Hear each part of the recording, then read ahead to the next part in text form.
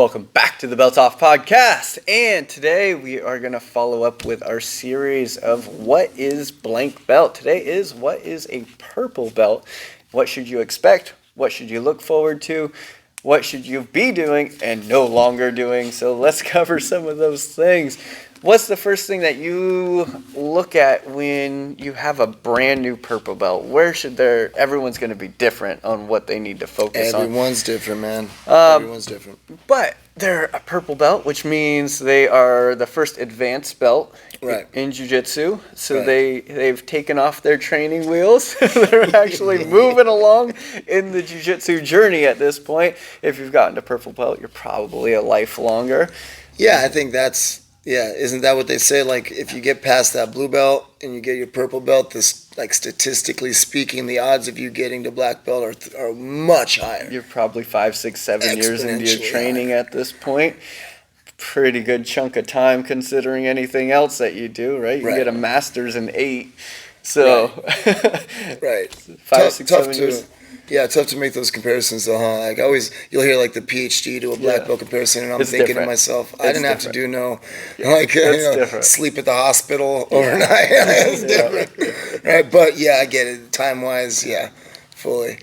Purple belt was an interesting belt for me because you have the pressure of needing to show your abilities to like the white and blues, and that's kind of an ego thing, but looking at the browns and blacks, you no longer get the slack that you used to get at white and blue. And I think at purple belt, you can really start to question your jiu-jitsu and question your game, because those things that your coach might have been letting you work on might have been like false positives. And now you got your purple belt and they're like, we're not going to play that anymore.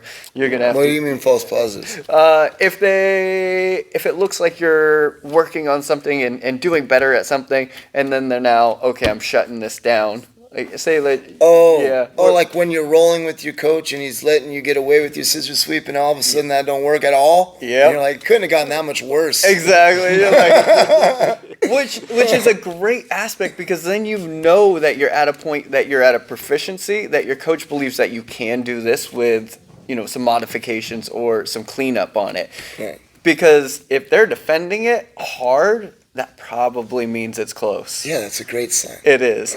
And so keep that mindset of, man, I used to be able to land this all the time and now it's stopped, right? That means if you're going against higher ranks, they're respecting that technique. Right. Yeah. Yeah, I am very complimentary of people when they make me work hard to defend. Yeah. Right? If I have to do a little extra something to not get swept, and I'll look down and be like, damn, blue belt. You made me sweat on that one. Bro. Like, I was about to go.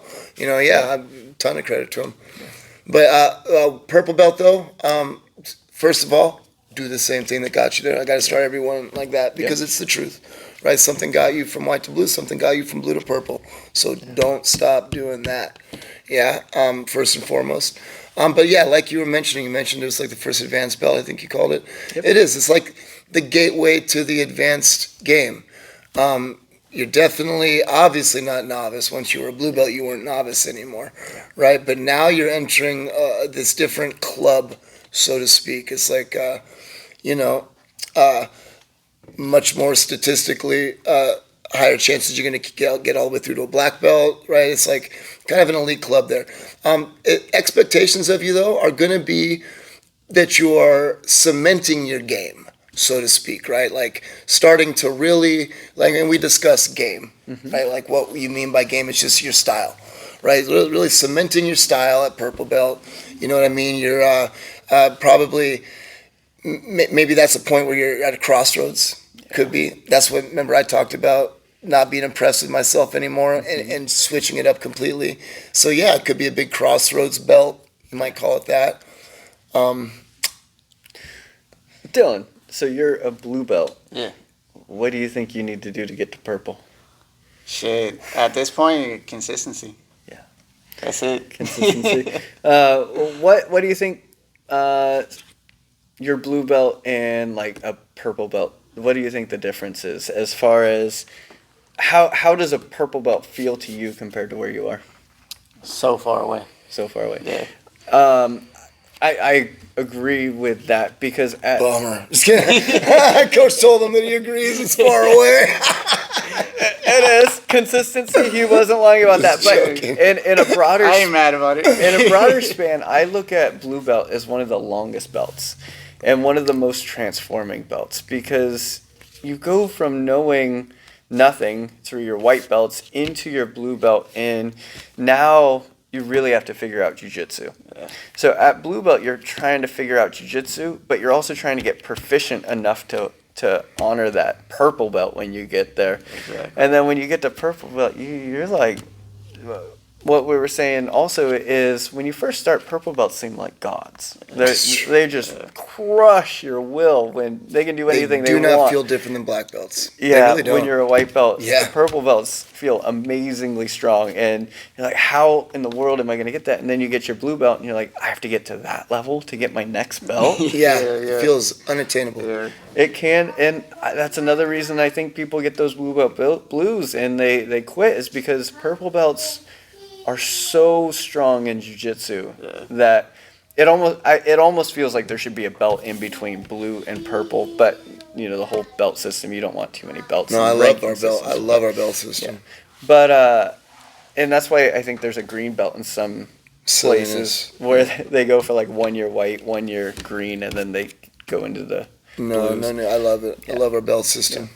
The belt system, how long it takes through each belt, it really makes you stop caring about belts at a certain point because you're either doing it or you're not. So again, it's the purple belt thing of you've been training this long. At this point, you're in it for jiu-jitsu and not to get that blue belt. I think people quit at blue belt because they're like, oh, I achieved something. I can say I'm a jiu-jitsu blue belt. Colored belt. When you get to purple belt, you're just like, yeah, this is what we do now.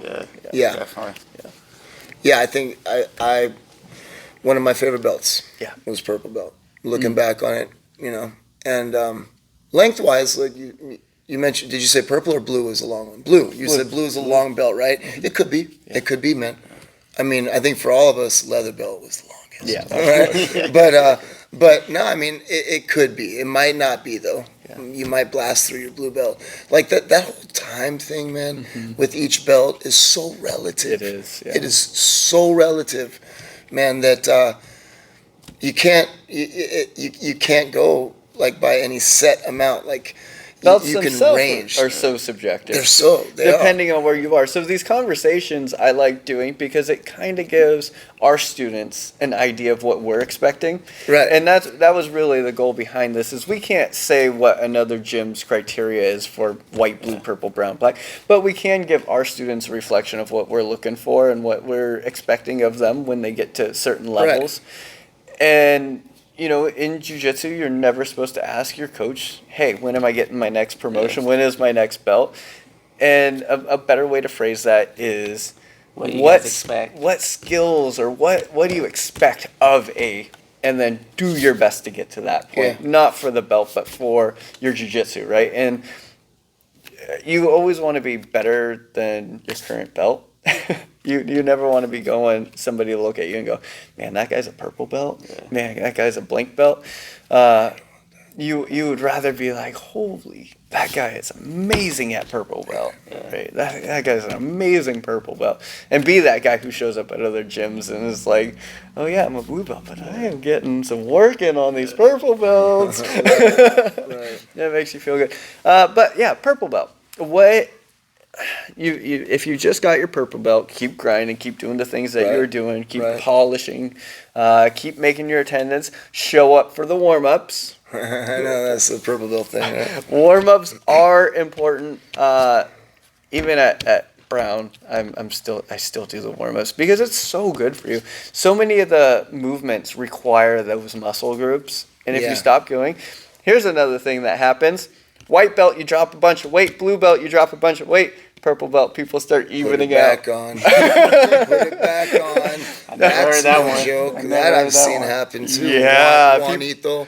People get proficient enough that they no longer have to grind and do all the extra movement. That would make sense, yeah. No, that's true. So I don't know if we touched on it, but am I allowed to ask what what are your guys' qualifications for a purple belt? When we feel like it. Well, Because I know I'm not supposed to ask everything. your So. qualification is, that's funny. It's not qualifications. Like, it's not even like, Not really qualifications, but your guys' expectations. I think it's more like art. You know it when you see it. it's like art. Yeah, it's total martial art. Yeah, when you Makes sense. are watching or when you're feeling somebody roll, there's a proficiency and there's a movement that you can tell that guy knows what he's doing. Yeah. He's got the mindset, he can see, he can foretell where he wants to go, where he's trying to go. Right. His movement's clean. It's not choppy. He's got a game plan. And you can see that through somebody's jiu-jitsu. Right. So it's less about, here's a checklist, I want to see one submission, I want to see one sweep, I want to see... It's not so much that. Yeah. There are places who do have checklists, and they actually have belt testing and all that. Right. Personally, it's a visual, it's a feel. When I'm rolling with somebody, do they immediately hit that knee slice? Do they immediately go for something? Are they like game planning? Are they Yeah. are they on the mat afterwards working on something? Yeah. Are they focused on? I agree Yeah. word for word with everything you just said. Yeah. Like, that's exactly how and better. I wouldn't have just described it that well. That was great. Beautifully said, sir. Because it is like looking at Good.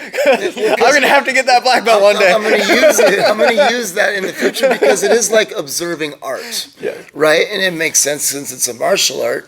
But that's exactly what it is, and it's exactly that you are seeing that their decisions are correct, that they got the right idea, even if it doesn't work, right? Like I told people so many times, like, hey, good job, you know, even though they just got swept and mounted, because I saw what you were thinking. Yeah. I've told them that. I makes saw sense. what you were thinking, and it was correct. Yeah. Good job. Didn't work. You know, right idea, wrong delivery, whatever you want to say. But yeah, that's exactly, really, to be honest, what it is. That's man. why I feel like I'm far away because, like, I don't know if it's consistency. It could be a little bit of consistency, but I feel like what was working for me before isn't working for me now, and I'm getting stuck. And instead of game planning, it's more just survival mode still. Yeah. You know? What I was going to add on before you mentioned that was exactly that. The only way to have those bing, bing, bing, bing, bing is to be doing it all the time. Yeah. You're not going to have that flow. You're not going to have that pretty look. You're not going to have the art unless you're doing it all the time. Gracefulness. I've had, you know, people who have come in and it's like, all right, you're gonna smash that blue belt in no time. Like, They don't show up enough. and then all of a sudden they're gone for a while. And then they come back and it's like, okay, where you were isn't where you are. And so we got to catch that up, and then we can start, you know, on that path again. Right. But consistency is everything, and that's where where you were talking in the blue belt one of, hey, if you're not ready to like give this a go, maybe just take a break. Yeah. Maybe just take a break. Because if you're doing the, like you were saying, if you're doing the bare minimum just to stay kind of relevant, then it's not really there. That's me. Yeah. No, Right now. you don't want to do that. You might as well just take a break because obviously your heart's not in it, man. Doing the bare minimum. Think about that in any aspect of your life. You know, I mean, yeah, maybe there's some times where it's appropriate. Like if you're having just one of those days where, man, just getting the right foot in front of the left is hard. Okay, do the bare, then whatever. But like, you don't want to make a habit out of that. You ain't gonna get much better at anything in life doing the bare minimum. You need to commit to it at least a couple days a week. One day a week, if you're going through like a patch, okay, make it work. Get in that one day a week. But that shouldn't be, okay, I'm going to do a 1 day a week for the next few 10 months. years. Yeah. It's got to be, you have to have, and you might go through patches of your life where you can get in 4 or 5 days a week. And during those times, get it. And then you might have a month or two where it's like 1 day a week. And then you'll have another patch where you can hit 3 or 4 a week. That's not just doing the bare minimum. That's doing what you can when you can. But you also have to make time for it, right? So many people make excuses of having time or not having time when it was just an effort. They made an excuse. Don't lie to yourself, man. Yeah. Be real with yourself. If you don't have the time, you don't have the time. But if you do and you just don't have the motivation, I mean, what's the difference between sitting there and telling yourself, like, man, I don't have the motivation to do this today, and saying, man, I don't have the time to do this today? They're both the same result. You ain't doing it. Okay, one of them, you're just being honest. Like, how about that? How about let's be honest with yourself? Just For be sure. real. Yeah. You know. Hey, you know what though? On the purple belt Yeah. thing, I think this would be a good belt. I believe. I believe that this would be a good belt if you're a purple belt to really start focusing in on whether if you're the big guy, right, being a good role for people, right? Like I would expect my purple belt little guys to start being able to handle bigger guys. And I would expect my purple belt big guys to start being a great role for little guys, right? And that I'd say purple belt would nail that one because blue belt, you know, you still like, you know, it's not, you're not quite, you just got your blue belt, you're not a novice anymore, but you're still learning how to control your vehicle a little bit. Yeah. You know, by purple belt, I expect you to have enough control. So I think that would be the word to put on it. At purple belt, I have expectations that you can control your weapons and use them efficiently. Control them better if you're big and have powerful weapons, and use them more efficiently if you're small and you're rolling with bigger guys. Mm-hmm. I don't like to hear the "he's bigger than me" excuse. Okay, I roll with people that are bigger than me all the time. Okay, I mean, how much does Matt Crook weigh? 250, purple belt, big dude. Solid. Roll with him all the time. Hard to move him. Okay, very hard to move him. and Great base. I've never, ever, after a roll, caught myself blaming his size on anything that I did wrong. Right. Like, it's jiu-jitsu. It's a jiu-jitsu match. He beats you because your jiu-jitsu wasn't good enough. Yeah. That's why he beat you. He's big or whatever. I don't care, dude. Yeah. No, he is big. He's solid. But when I try to do things on him, it's different than on other big guys.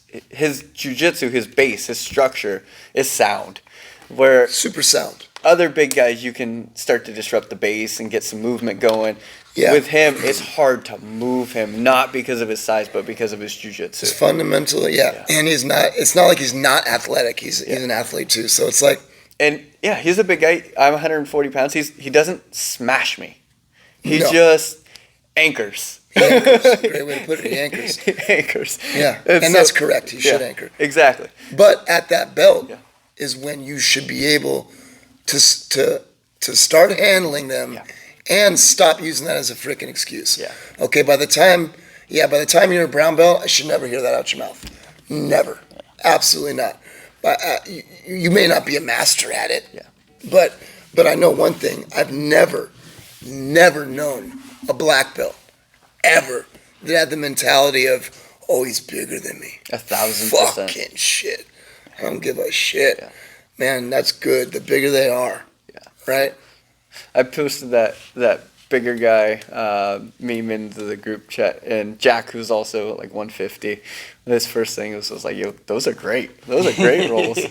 Oh, they are. Yeah, no, they are. I mean, once you figure out how to beat a big guy, like I said, that's why I was putting so much emphasis earlier, not to be mean, I was putting emphasis on, but do they suck or not? Yeah. Because once you get good at jiu-jitsu, if they need to be good. Like, they need to also have jiu-jitsu. There's no, I'm just big, therefore I win. No. Yeah, so purple belt, start refining your game. Start working on the things that you like. Start shoring up some of the places that people take advantage you on. Yeah. Because at brown belt, you're expected to have a complete jiu-jitsu that just needs to be polished. Am I wrong on that? You should have a game plan. You should have jiu-jitsu. You should have you should be adequate everywhere. Yeah, I mean, you want to go into brown belt now? No. Okay, I was going to say as because a purple belt that's looking at brown belt. Yeah. What should they start looking at is having a complete game plan, having, we were talking about earlier, is there's not really a checklist to go from one belt to the next. Yeah. But in your brain, you can, any position that you land in, could you go, can I sweep from here? Can I get back to a better position? And can I sub? You should have you should have kind of those three things just about anywhere. Like by that, do you mean that you should be able to pull it off? Or, no. Because you might not be able to. No. What I'm saying is you should have options. And so, Right. do you, So- do you have a complete enough game where you have a submission from this position? Do you have a sweep from this position? And do you have a See, here's the retention? thing, though. Like, here's what confuses me. Because have you ever heard somebody refer to what you know in jiu-jitsu? Doesn't that word sound like a written test? Sure. Doesn't that word, like, if you were to like everything you just said, the way you stated it all sounded like I'm going like this. Yeah. Okay. Do I know a submission? Yes. And I write that, but that's not jiu-jitsu. So you can sit there and say, hey, I don't know one, I know 10 submissions from closed guard. Ezekiel, armbar, triangle. Yeah. Okay, cool, bro. Can you do any of those? Well, maybe you could even show me all 10. Does that mean you know them? No, it doesn't. No, fuck no. Because actually you're playing them. And that's, That's hung why I up on want to that a say, lot. are you able to pull them off? Like, Yeah. is that what you're saying? Because you might not be able to pull them off 3 from every position. Like, that's fucking hard on certain people, you know? Right. But here, having check. a general knowledge from every position, I guess, is where I was trying to go with that. I mean, having a general knowledge, yeah, because you're a purple belt, right? Yeah. We're on the purple belt one. Here's what it is, bud. You got to be able to trust your jiu-jitsu, okay? Yeah. By the time, you're That's a a good purple one. belt, if you don't trust your jiu-jitsu yet, there's a big problem, okay? White belt, you may fully be, this is a coin flip in my head. It might work, it might be absolute trash. Blue belt, you're like, okay, I now believe jiu-jitsu works, no doubt. But my jiu-jitsu is, by purple belt, I'm starting to trust my own jiu-jitsu. And that's important, right? That's a good way to put it. Yeah. I like that because I've shown moves and I'll have people say, I can't do that. So like if they're mounted in a competition, I'll be having them try to do like a push on the knee pass. Like you're trying to scoop it and get back to like a half guard. Recovery. And in your brain, if you're not trusting your jiu-jitsu or you don't have confidence in your jiu-jitsu, you're like, I don't want to turn. I just want to stay safe. I want to stay right here because right here I'm good. But no, you're mounted and they're going to win on points if you don't move. They may even submit you. But you don't trust your jiu-jitsu. You don't trust your jiu-jitsu enough to create that movement. Right. Because you feel safe and comfortable where you are. Right. Yeah. No, that's a good, I like that point. And at purple belt, you just need to go.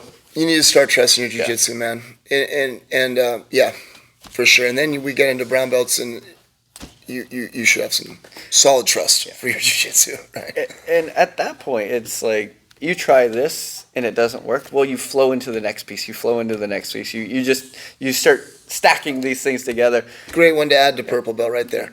An ability to chain stuff together that was starting to click at blue is now becoming seamless at purple, because you can chain stuff together mechanically, which is what you're doing when you're a white belt trying to do it, and when you're a blue belt getting better at it, right? But if you've ever seen a seamless transition, right, when it goes just, you can't tell, wait, where did the other one end and the other one begin? It was so beautiful, right? That's going to start to... Kind of like what we were doing this morning. Yeah, trying to get better at the flows, the in-between, the transitions, right? Did you see me breakdancing on whoever I was following with that day? That was like, flowing. Next, all the way to the back step.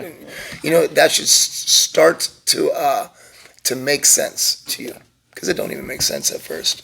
Yeah, no, that's a amazing piece, is being able to, one, set things up, but failure, next failure, next failure, next failure, next failure, until you find that sweet spot where you slip into a groove and you're like, all right, I got top. Right. Or you're like, all right, I got the sweep. It's like you're failing forward. Yeah, exactly. You're failing forward. Every time I fail, I'm just scissor sweep forward. didn't work. Okay, kick out that knee. All right, that didn't work. Oh, triangle. Oh. And at the end, as you sit there with your armbar, you're glad none of that worked. Yeah, see, I'm nowhere near that right now. Right. Got to put in those hours. Yeah, That's what it comes down to, is putting in the hours. Definitely. All right, so purple belts, don't get discouraged. Keep on grinding into that brown belt, and we will have that one coming up shortly. Make sure you like and subscribe to catch the next one. Catch Dylan Delgado and his weight loss journey and your weight loss journey. If you're following along, you can tag along with him, lose that weight, hit him up for the macro and micro information. Catch Esteem Jiu-Jitsu in Petaluma, California, and of course, AKS Martial Arts right here in Rohnert Park.